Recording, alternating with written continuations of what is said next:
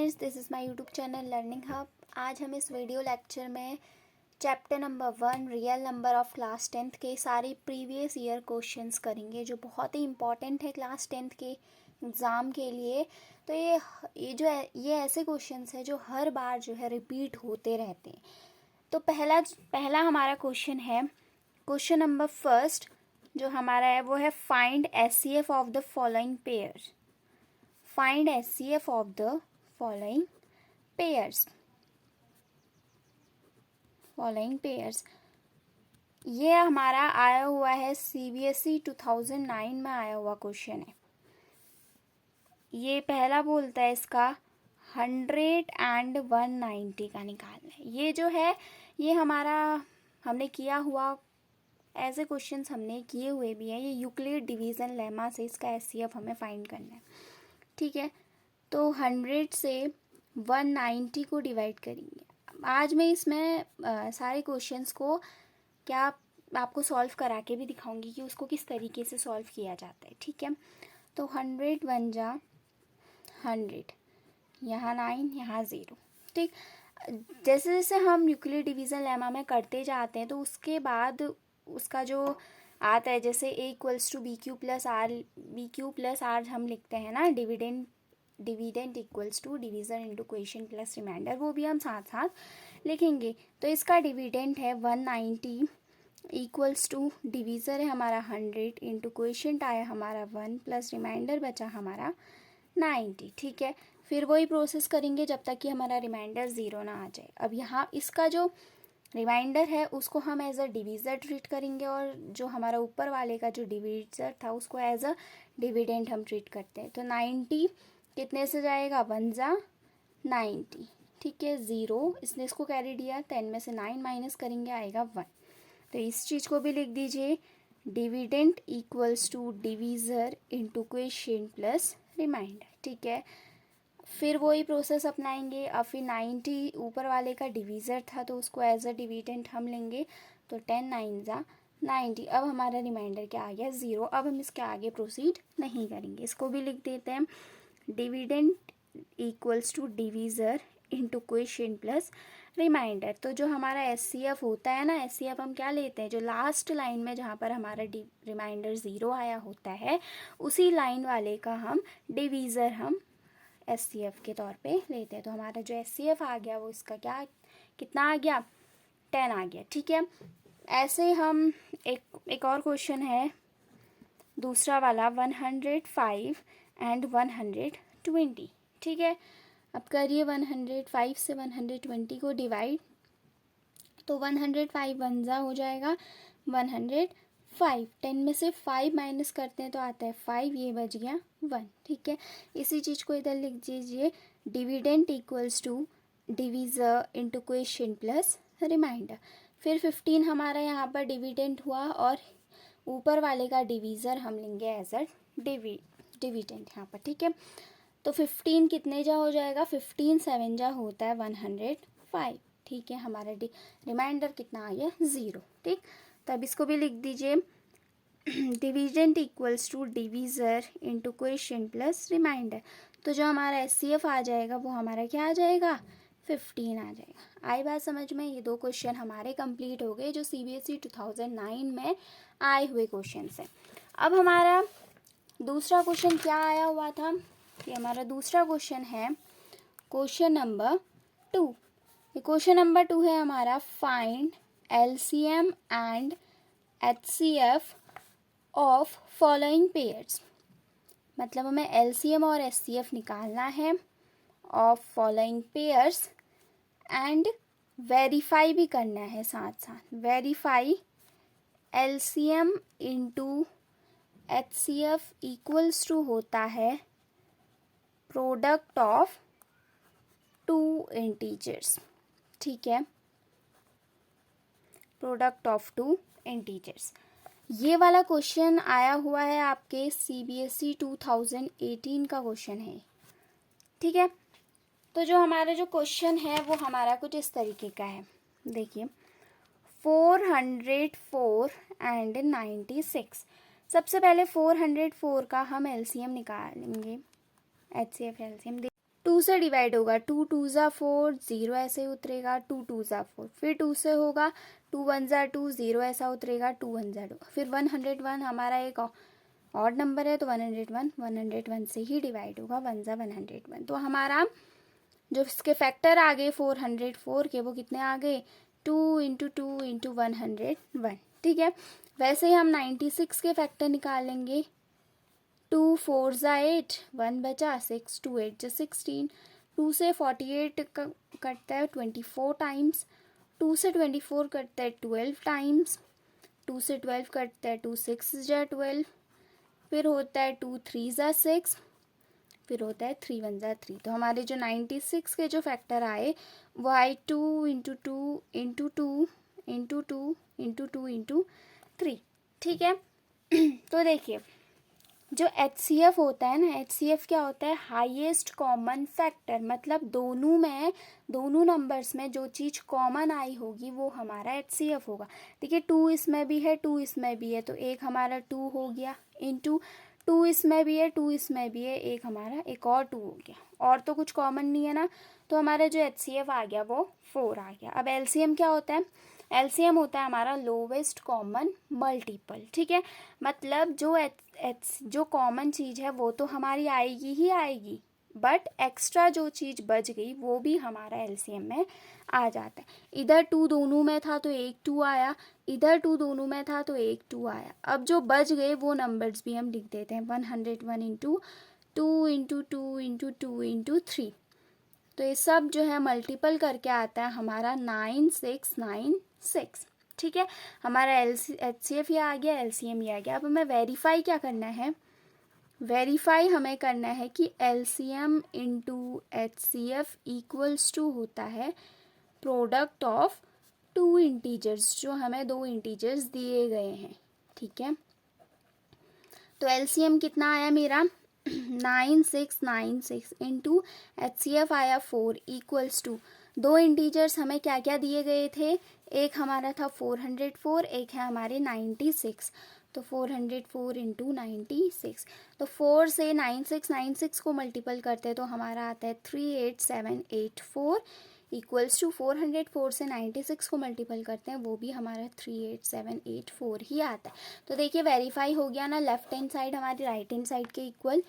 ठीक, तो इस तरीके से ये वाला क्वेश्चन करते हैं जो CBSE 2018 में आया गया क्वेश्चन है। ऐसे ही और भी क्वेश्चंस होते हैं, ये क्वेश्चंस थोड़े स्कोर को गेन करने वाले क्वेश्चंस और बहुत ही इंपॉर्टेंट क्वेश्चंस हैं। ठीक है, जो क्वेश्चन नंबर 3 है हमारा, वो हमारा है proof √2 is an irrational number.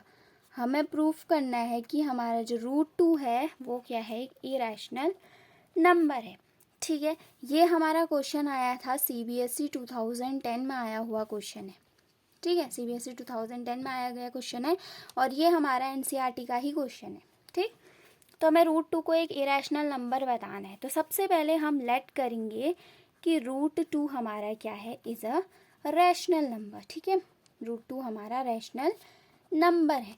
अगर देखिए √2 हमारा रैशनल नंबर है तो √2 किसके फॉर्म पे होना चाहिए, A/B के फॉर्म पे होना चाहिए, मीन्स P/Q के फॉर्म पे होना चाहिए, कुछ भी लिख सकते हैं। ठीक, जहाँ पर P और Q या A और B हमारे क्या होंगे, इंटीजर्स होंगे। ठीक है, अब इस B को मैं इधर ले जाती हूँ तो √2B इक्वल्स टू A हो जाएगा। ठीक, अब मैं क्या करती हूँ, स्क्वायरिंग बोथ साइड कर देते हैं, स्क्वायरिंग बोथ साइड।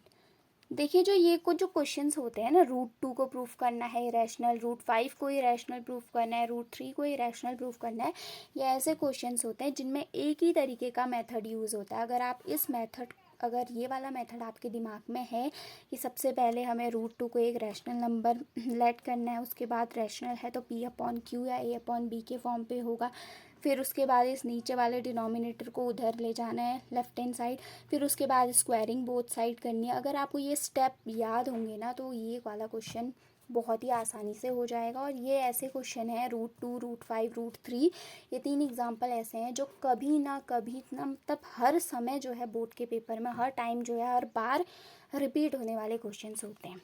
ठीक है, तो स्क्वायरिंग बोथ साइड, तो हम दोनों साइड अगर हम स्क्वायर करेंगे तो √2B का होल स्क्वायर हो जाएगा, इधर हो जाएगा A स्क्वायर, ये चीज़ आ जाएगी हमारी 2b, ये चीज़ आ जाएगी 2b² इक्वल्स टू a²। ठीक है, आया इतना।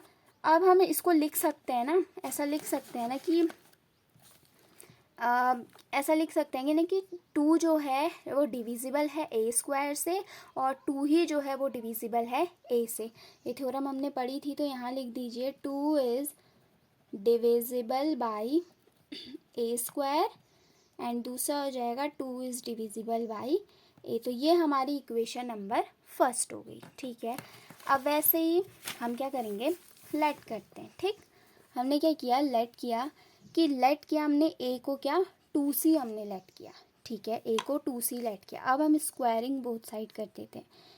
ठीक है, स्क्वायरिंग बोथ साइड, तो जब हम स्क्वायर करेंगे तो ये हो जाएगा a², इधर हो जाएगा 2c का whole square, a² equals to 4c² हो जाएगा हमारा। ठीक है, अब देखिए हमारा जो इक्वेशन नंबर फर्स्ट थी, वो इक्वेशन नंबर फर्स्ट क्या बनी इक्वेशन नंबर फर्स्ट हमारी a² की वैल्यू क्या आ गई हमारी 2b² आ गई ना। तो यही a² की वैल्यू जो 2b² है, इसी को हम क्या करेंगे, यहाँ पर पुट करेंगे। a² की वैल्यू हम लिखेंगे 2b² इक्वल्स टू 4c²। इधर ब्रैकेट में लिख लीजिए कि a² की वैल्यू क्या थी, 2b² के इक्वल है। ठीक है, तो 2 से 4 कटेगा, 2 2 सा 4, तो b² की वैल्यू आ जाएगी 2c²। अब हम इसको ब्रैकेट में लिख सकते हैं कि 2 is divisible by b² and 2 is divisible by b। ये हमारी इक्वेशन नंबर सेकंड आ जाएगी। ठीक, अब देखिए from equation first and second हमें क्या ऑब्टेन हुआ, from equation first and second हम लिखेंगे we can obtain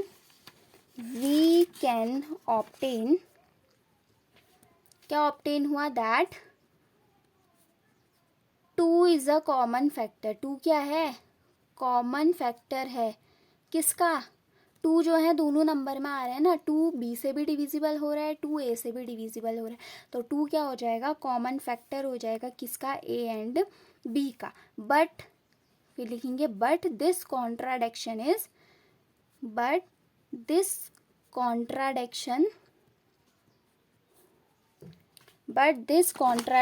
that factors of a and b have no common factor। ठीक है, no common factor other than 1, but other than 1 मैं समझाती हूँ इसका मतलब क्या है। this mean that our assumption is wrong। हमारा जो एजम्पशन है वो गलत है। हमने क्या एज्यूम किया था कि √2 क्या है, एक रैशनल नंबर है, तो हमने ये कंक्लूड किया कि हमारा ये एजम्पशन क्या है, रॉन्ग है। ये हमारा एजम्पशन रॉन्ग क्यों हुआ ये पता चला आपको। देखिए सॉरी, देखिए अगर हमें क्या ऑब्टेन हुआ इक्वेशन फर्स्ट और सेकंड से, हमें ये ऑब्टेन हुआ कि जो 2 है वो कॉमन फैक्टर है a का भी और b का भी। 2 जो है a से भी डिविजिबल हो रहा है और b से भी डिविजिबल हो रहा है। ठीक है, तो जब हम बोल रहे थे कि √2 हमारा एक रैशनल नंबर है, तो वो किस फॉर्म पे होना चाहिए, p/q के फॉर्म पे होना चाहिए ना, जो हमने एज्यूम किया है पीछे कि √2 a/b के फॉर्म पे है। तो इसमें क्या होता है ना, ये जो p और q या a और b जो इंटीजर्स होते हैं ना, एक ऐसे इंटीजर होते हैं जिनका कोई भी कॉमन फैक्टर नहीं होगा अदर देन 1 के अलावा कोई भी कॉमन फैक्टर नहीं होगा। बट जब हमने इसको सॉल्व किया तो हमें क्या पता चला कि जो ये 2 है वो a का भी कॉमन फैक्टर है और b का भी कॉमन फैक्टर है, इसीलिए हमारा ये जंक्शन क्या हो गया, रॉन्ग हो गया। तो जो √2 होगा वो रैशनल ना होके √2 इज़ एन इरेशनल नंबर। ठीक है, √2 हमारा क्या होगा, एक इरेशनल नंबर होगा। तो ये हमने क्या कर दिया, यहाँ पर प्रूफ कर दिया। आई बात समझ में कैसे हुआ। तो एक तो ये होता है, और एक आप नोट कर लीजिए कि एक ऐसे ही प्रूफ करना होता है कि √3 को इरेशनल नंबर, या आपके होमवर्क के क्वेश्चन हैं। अब एक मैंने बता दिया कैसे प्रूफ करना है, अब एक आपका होमवर्क क्वेश्चन हो गया कि आपको प्रूफ करना है कि √3 is an irrational number. √3 is an irrational number. ये जो आया है आपका, ये आया आपका CBSE 2009 का भी क्वेश्चन है और CBSE 2010 का भी क्वेश्चन है ये वाला। √3 इज़ एन इरेशनल नंबर। एक और क्वेश्चन है आपका होमवर्क कि √5 को प्रूफ करना है इज़ एन इरेशनल नंबर। ठीक है, √5 को क्या प्रूफ करना है? इरेशनल नंबर प्रूफ करना है। ठीक, √5 इज़ एन इरेशनल नंबर, ये आपका आया था ये एनसीईआरटी का ही क्वेश्चन है और आपका सीबीएसई 2009 और 2010 में आया गया क्वेश्चन है। तो ये दोनों क्वेश्चन आपके होमवर्क क्वेश्चन हुए जिन्हें आप होमवर्क में खुद से अपनी रफ कॉपी में प्रैक्टिस करेंगे। ठीक है, अब एक और क्वेश्चन आता है आपका, एक और क्वेश्चन आया हुआ है, क्वेश्चन नंबर 3 देख लीजिए। ये मैं सॉल्व करके बताती हूँ कि हमें क्या प्रूफ करना है। हमारा है 2√3 - 1 को प्रूफ करना है is an irrational number. Irrational number किसको? 2√3 - 1 को एक इरेशनल नंबर प्रूफ करना है। ठीक है, तो हम सबसे पहले लेट करते हैं कि 2√3 - 1 क्या हो जाएगा? इज़ एन रैशनल नंबर है। ठीक है, ये क्या है? लेट किया हमने, एक रैशनल नंबर है। अगर ये एक रैशनल नंबर है तो 2√3 - 1 हमारा P/Q के फॉर्म पे होना चाहिए। ठीक है, अब इस 1 को हम उधर ले जाते हैं तो यहाँ बचेगा 2√3 = ये हो जाएगा हमारा P/Q + 1। देखिए हमें ना यहाँ पर ना लेफ्ट हैंड साइड में ना इस रूट वाली वैल्यू को अकेला छोड़ना है। ठीक है, इस रूट वाली वैल्यू को अकेला छोड़ना है। जब भी आपके ऐसे क्वेश्चंस आते हैं तो जो रूट वाली वैल्यूज़ होती हैं उनको हम लेफ्ट हैंड साइड में क्या करते हैं? अकेला छोड़ते हैं और सारी जो जितनी भी डिजिट है उनको जो है हम राइट हैंड साइड में ले जाते हैं। सबसे पहले हम -1 को उधर ले गए तो +1 हो गया, फिर देखिए यहाँ पर हम इसका एलसीएम ले लेते हैं तो यहाँ पर Q हो जाएगा एलसीएम P प्लस इसके नीचे कुछ नहीं है तो मतलब Q। ठीक, तो फिर उसके बाद हम √3 को यहाँ अकेला छोड़ेंगे तो ये 2 यहाँ पर मल्टीपल में इक्वल के उधर जाएगा तो डिवाइड में हो जाएगा 2Q। अब देखिए P और Q हमारे क्या है? लिख लीजिए, P and Q are the integers. हमारे क्या है? P और Q इंटीजर्स हैं। ठीक है, देन तो इंटीजर्स अगर हमारे P और Q है तो हम जानते हैं कि जब भी हम इंटीजर्स को डिवाइड करते हैं तो हमें क्या मिलता है? ऑब्वियसली एक रैशनल नंबर मिलता है ना। इंटीजर्स जब भी डिवाइड होते हैं तो हमें एक रैशनल नंबर मिलता है। तो हम लिखेंगे कि P and Q are integers, then it gives rational, then the division of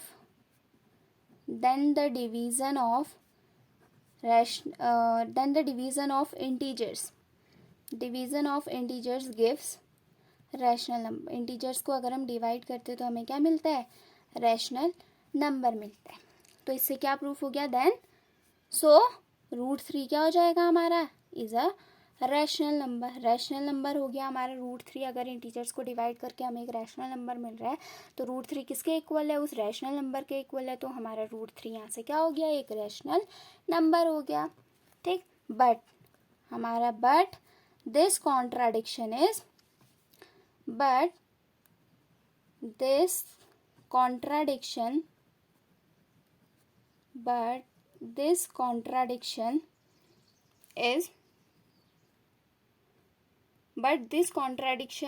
is the fact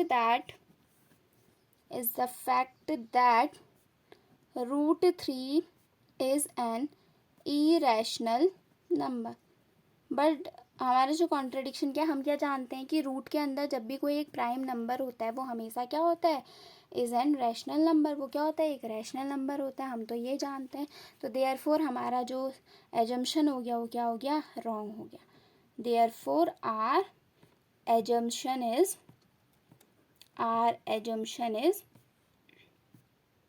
wrong. हमारा एजम्पशन क्या हो गया? रॉन्ग हो गया। तो our assumption is wrong. So 2√3 - 1 क्या हो गया? Is an irrational number.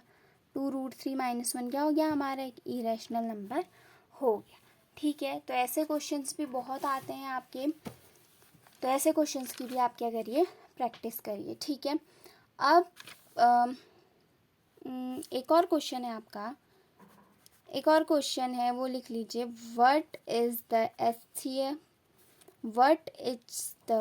HCF of smallest What is the HCF of smallest composite number? Is the HCF of smallest composite number and smallest prime number? Smallest prime number, smallest composite number और smallest prime number का HCF find करना है। तो जो prime numbers होते हैं, सबसे छोटा प्राइम नंबर कौन सा हो जाएगा बताइए। प्राइम नंबर ऐसे नंबर होते हैं जो खुद की टेबल से डिवाइड होते हैं और सिर्फ 1 से डिवाइड होते हैं, मतलब उनके जो फैक्टर होंगे वो सिर्फ 2 फैक्टर्स होंगे। तो सबसे छोटा जो प्राइम नंबर होता है वो 2 होता है। और सबसे छोटा कंपोजिट नंबर क्या हो जाएगा? कंपोजिट नंबर क्या हो जाएगा? ये स्मॉलेस्ट प्राइम नंबर है, ये स्मॉलेस्ट कंपोजिट नंबर है। सबसे छोटा कंपोजिट नंबर क्या हो जाएगा? 4। कंपोजिट नंबर ऐसे नंबर्स होते हैं जिनके जो 1 से भी डिविजिबल होते हैं और खुद की टेबल से भी डिविजिबल होते हैं, एज वेल एज किसी और की टेबल से भी डिविजिबल होते हैं, मतलब इनके जो फैक्टर होंगे वो 2 से ज़्यादा होंगे। ठीक है, अब HCF निकालिए 2 का, तो 2 1 ज़ा 2, 1 1 ज़ा 1, तो जो 2 के जो फैक्टर आ गए वो 2 × 1 आ गए। ऐसे 4 का निकालिए, हो जाएगा 2 2 ज़ा 4, 2 1 ज़ा 2, तो 4 के जो फैक्टर आ गए 2 × 2 × 1 आ गए। ठीक है, तो HCF क्या होता है? हाईएस्ट कॉमन फैक्टर है, जो दोनों में कॉमन होगा। तो 2 और 1 दोनों में क्या है? कॉमन है। तो 2 × 1 मतलब 2 जो है स्मॉलेस्ट कंपोजिट नंबर और स्मॉलेस्ट प्राइम नंबर का क्या है? HCF है। ये जो क्वेश्चन है आपका, ये CBSE 2018 में आया गया क्वेश्चन, और इस तरीके का क्वेश्चन जो है लगातार रिपीट होते रहता है। लगातार क्या होता है? ऐसा क्वेश्चन रिपीट होता है। ठीक है, तो आज हमने इस वीडियो लेक्चर में क्या किया? सारे इम्पॉर्टेंट क्वेश्चंस किए चैप्टर नंबर 1 रियल नंबर्स के। तो इसी तरीके के क्वेश्चंस जो है बोर्ड पूछता है, तो इसी तरीके के क्वेश्चंस की आप NCERT क्वेश्चंस की भी प्रैक्टिस करिए, जो बुक में आपके दिए गए हैं वो भी बहुत इंपॉर्टेंट हैं। तो हम अब आपसे मिलते हैं अगले लेक्चर वीडियो में। तब तक आपको अगर ये वीडियो पसंद आई हो, उसे लाइक शेयर और सब्सक्राइब कीजिए और सारे सोशल मीडिया ग्रुप्स में शेयर भी कीजिए। Thank you.